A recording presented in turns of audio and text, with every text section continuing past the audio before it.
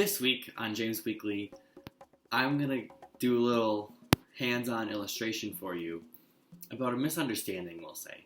A lot of my heterosexual friends don't understand why it is so much more difficult for a gay person to find a partner than it is for a heterosexual person to find a partner. Because I have some friends that think that it shouldn't be any more difficult, when it actually is.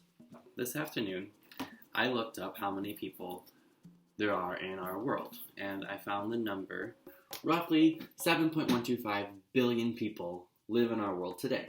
A study in 2015 found that 23% of the world's population is gay.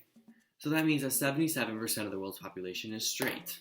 That brings us to 5,486,250,000 people in the world who are straight. Now I'm going to divide this number in two because I'm going to assume that half of the world's population is female and half the world's population is male. That brings us to 2,743,125,000 people. So if I'm a straight male, this is the number of women in the world that I could potentially be with. However, we're going to assume that you're not going to be attracted to every single person. So we'll be generous and we'll say 50% of these people you'll be attracted to.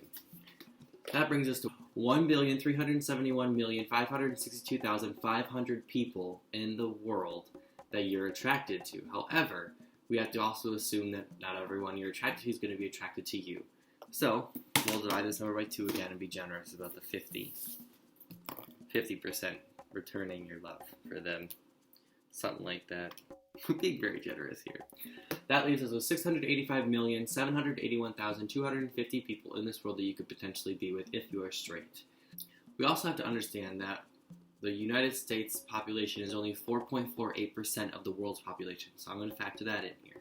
This still leaves us with 30,723,000 potentials for the average American, the average heterosexual American. Now we're going to start with homosexuals. We're going to start with our 7.125 billion world population and the 23% of the world population that is gay. I get 1,638,750,000 people in the entire globe that are gay.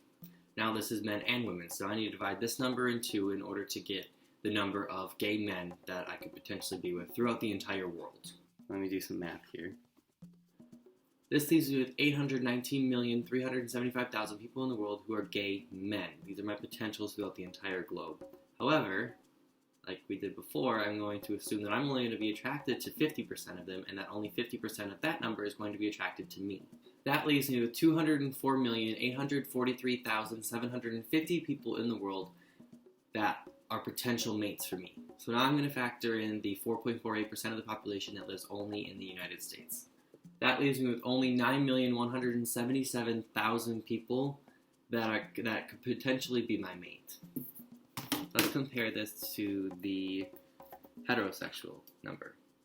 There is a large difference between these two numbers, and I'm just going to figure out the difference. I just did some math and I figured out how much more likely it is for a heterosexual person to find a partner than it is for a homosexual person to find a partner, and the answer is really, really sad.